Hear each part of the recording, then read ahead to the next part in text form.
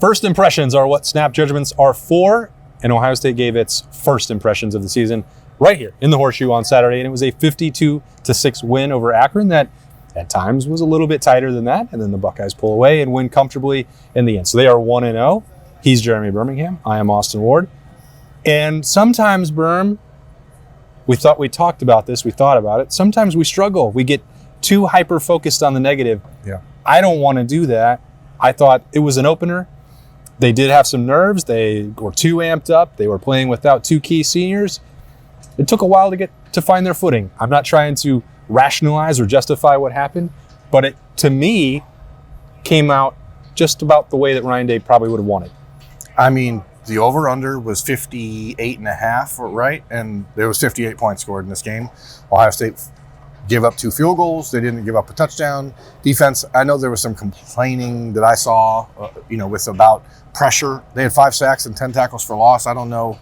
It's pretty good, especially considering that they really rotated the defensive line a lot. I mean, Jack Sawyer and JT Tuimoloau were out for like the second, third, and fourth series of the game. So I thought they used this pretty much what we thought they would do. It's kind of as a scrimmage to get some things, at least on defense. Offensively, Ryan Day made a point that I had not really thought about in the post-game press conference. Will Howard's first game here, Quinshon Judkins' first game here, 3 new interior linemen who had not played either at the position they were playing or had not ever played here before. Jeremiah Smith's first game, Carnell Tate's first start. Like, there's a lot of things to the offense that I think you can look at and go, well, all right, well, I'm willing to give it a little bit of grace to see how it unfolds.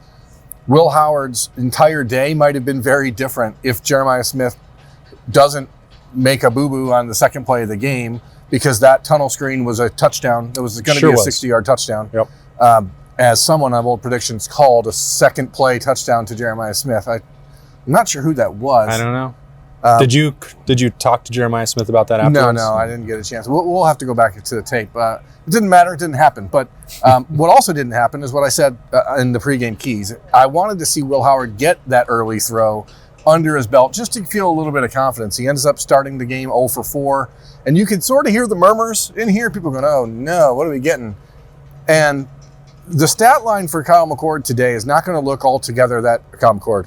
It's not going to look all that different from what Kyle McCord's was a year ago in the season opener, where you're like, I don't know, is that? And then you watch Will Howard in the postgame press conference, and you're reminded why he's the quarterback of this team. And so,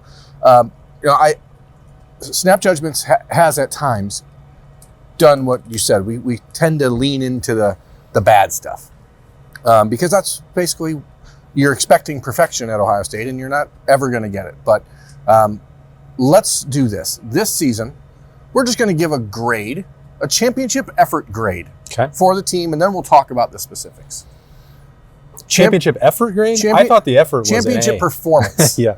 I thought they played incredibly hard. Like, the mistakes they were making were errors of aggression, by and large. There was a throw that comes to mind, like Denzel Burke gets beat because he was trying to go for an interception, and it was one of the longer gains of the day for Akron. I'm okay finished with less than 190 yards of offense. Yeah, totally okay with that. Like, no issue. Some of the stuff that, if we're hyper-focused on the defense, like quarterback extending plays and making some, gaining some yards on the ground. Okay, that happens. Sometimes you're going to over-pursue and give that up. That was, if we talked about Jim Knowles a year ago, and it's like, and Larry Johnson with the Rushman was like, well, don't give up anything. Don't let the quarterback beat you.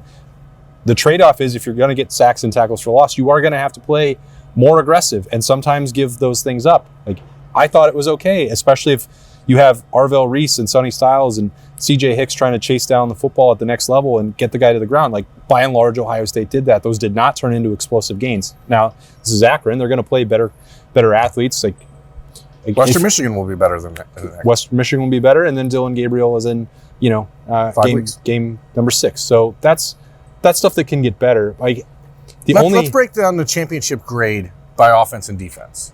Is that more fair than giving one comprehensive team grade? I think I'm not concerned about anything that happened. I think I would pin down and zero in on the offensive line. I think they could have played better than they did. If they will have to play better by the time they get to Oregon, by the time they play Iowa, and certainly by the time it is championship season. And I think that they will, but I can understand if there were people that want to come out of Saturday and feel skeptical about it.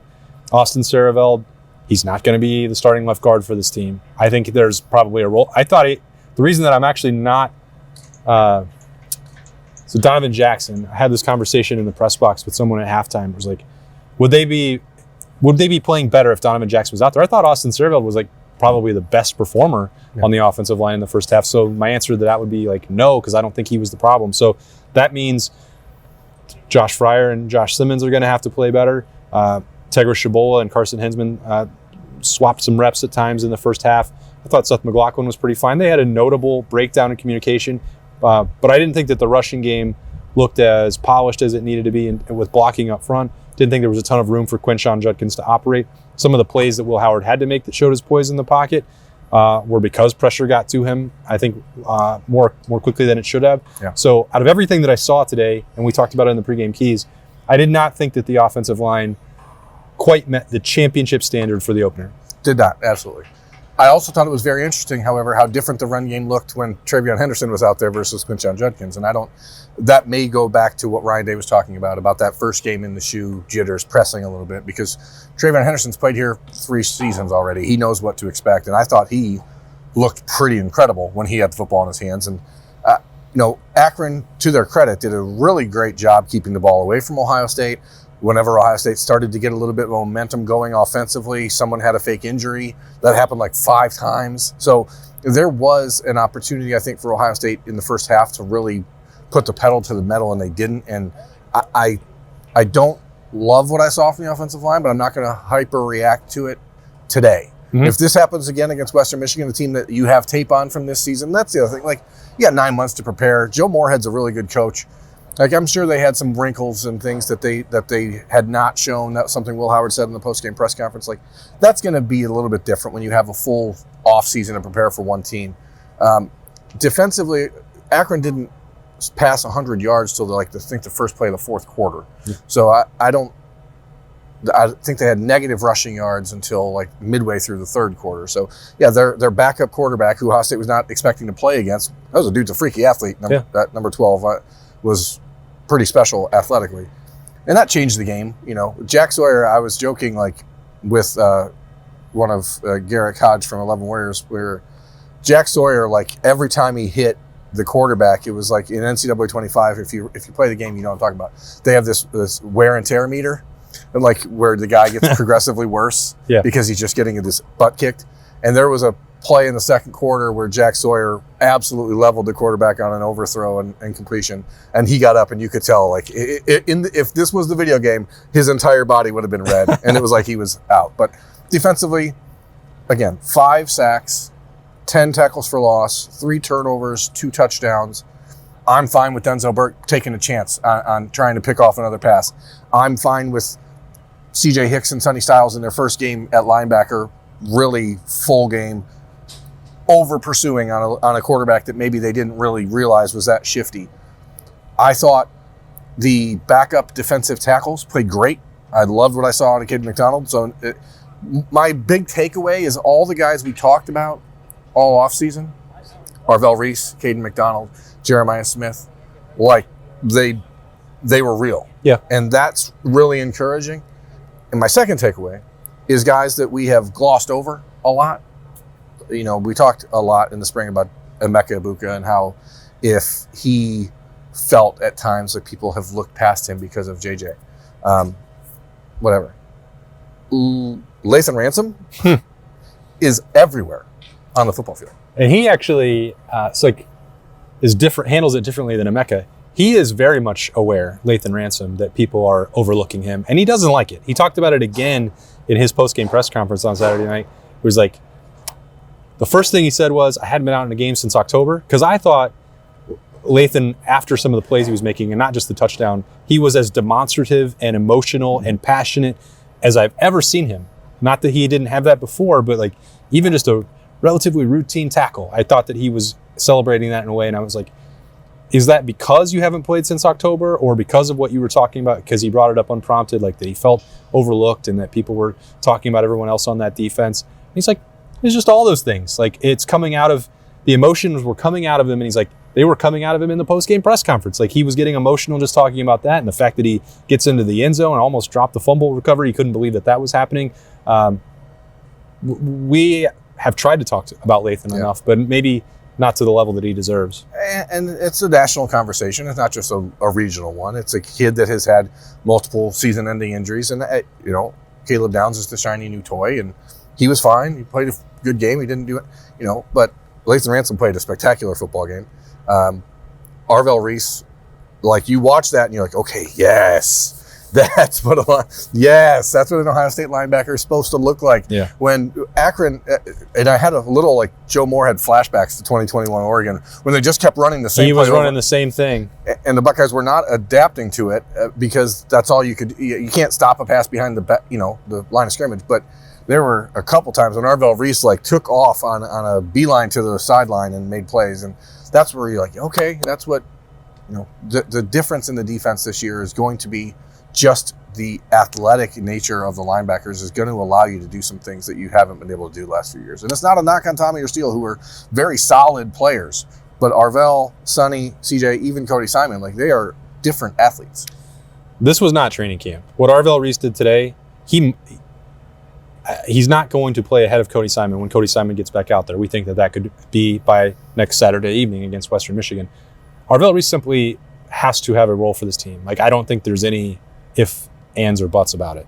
No, and I don't think the good news is that it seems pretty clear that his position coach feels the same way, because he was out there a lot. He was out there early, and he was out there late. Even when they put Peyton Pierce out there, it was Arvell at the mic and letting him do the things to run the defense. So that's a really encouraging sign for a player that everyone knew when he got here was freaky athletic, but there were some questions about how quickly he was picking up the scheme, and it seems like that is clicked.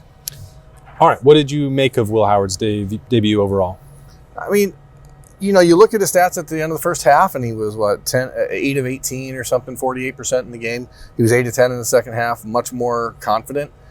I really was waiting for them to push the ball down the field, because you knew Akron, and that's what I said on bold predictions. Akron has never played against Jeremiah Smith. They cannot stop him. You cannot double team him. So because of Mecca Ibuka and Carnell Tate and Bryson Rogers and Brandon Ennis, so just throw it down there. Yeah. Chip Kelly told us, it was the F it, throw it to JJ play. So so F it. So F it and throw it to JJ, and then he did. And even that throw was not a perfect throw. If he leads him 3 yards, it's a walk-in touchdown for Jeremiah. But the ability to extend plays is something that Ryan Day has been really, really looking for at the quarterback position. We saw the glimpse of that with C.J. Stroud at the end of the Georgia game, at the end of his career. Did not see that at all last year. And you saw today a playmaker at quarterback. Kudos to Travion Henderson for paying attention, because it's 17-3. And it very well could have been 17-10 heading into half, with Akron getting the ball to start second half, because Will Howard made one really stupid play.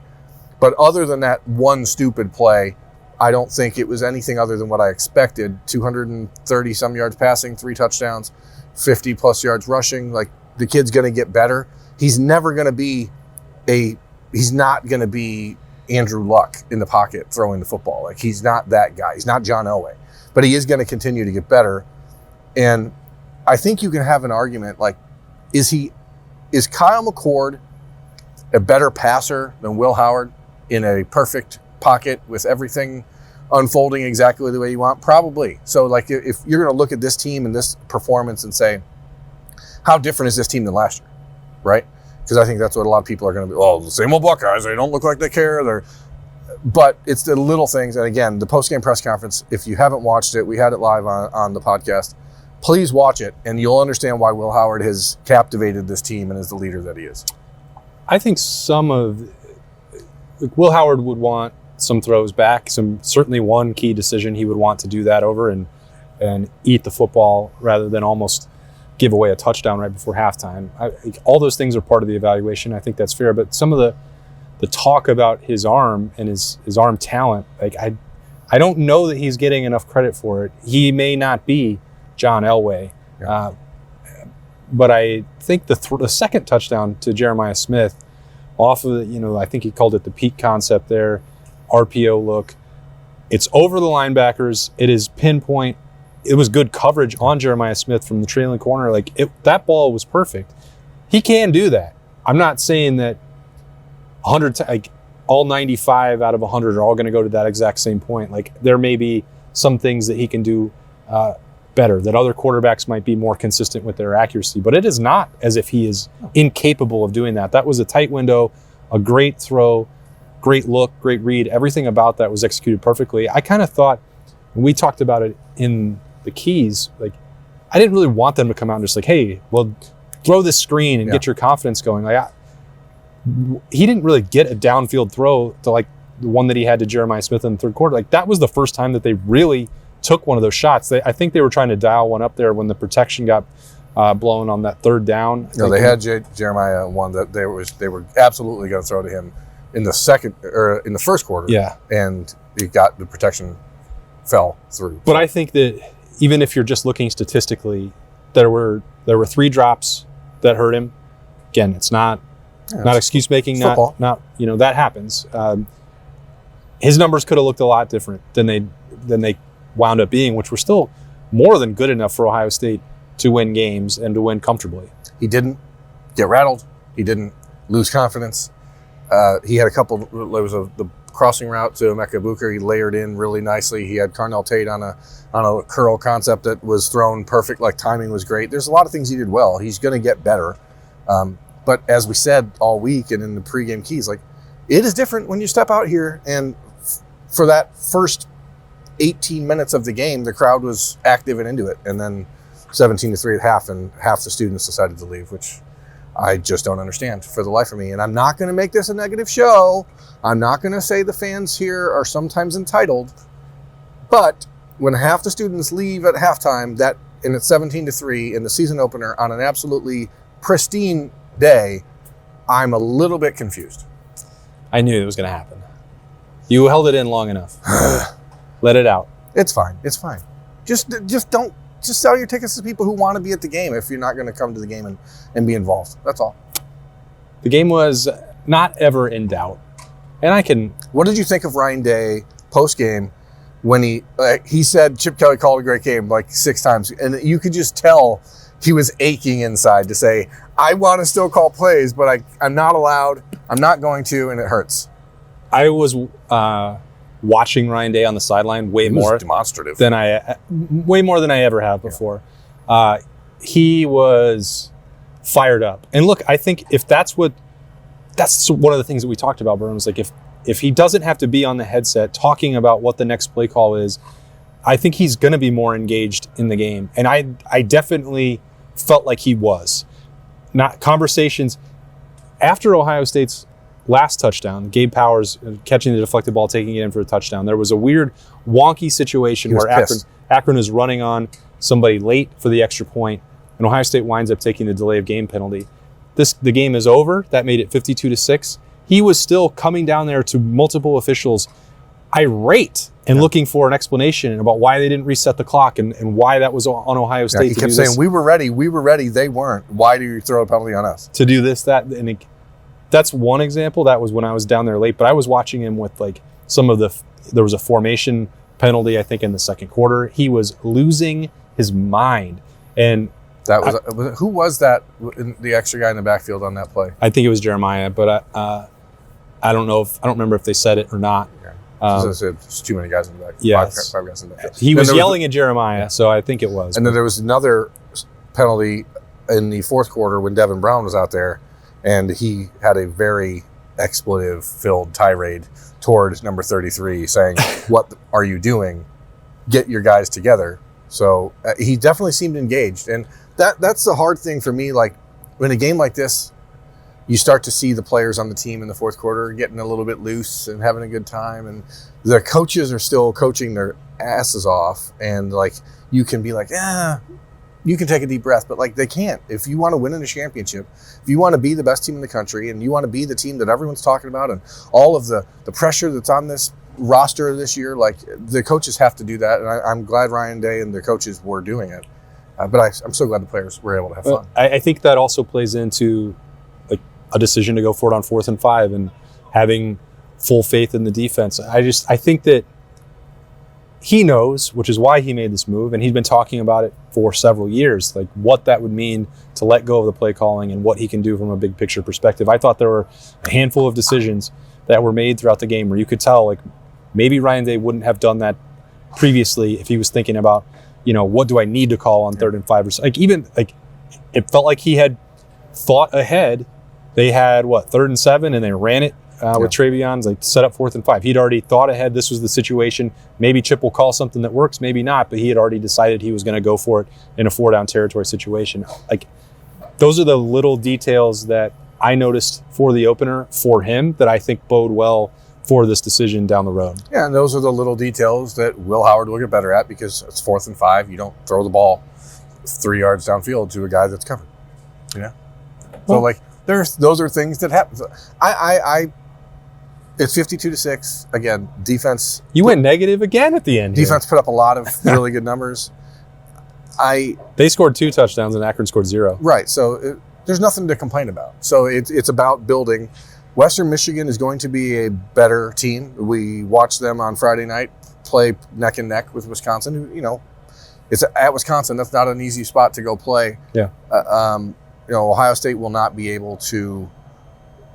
They won't allow themselves, I think, to have the same slow burn in the first half that they did today. But again, you're going to see teams do what Akron did. The teams that are outmatched are going to try and bleed the clock. They're going to try and slow down Ohio State's offense any way they can, whether it's faking injuries like Akron was or something else. But the Buckeyes are just going to, Chip Kelly's first game calling plays here. It's so many things, and it's a 46-point win. And, sorry for those who took the Buckeyes to cover, but I don't. taking any team to cover 50 is, I think, silly. It's a lot to ask for, especially like this. This is, as you said, this is what Ohio State opponents are going to do. Even if they're going to go 3 and out, they're going to take 2.5 minutes to do it.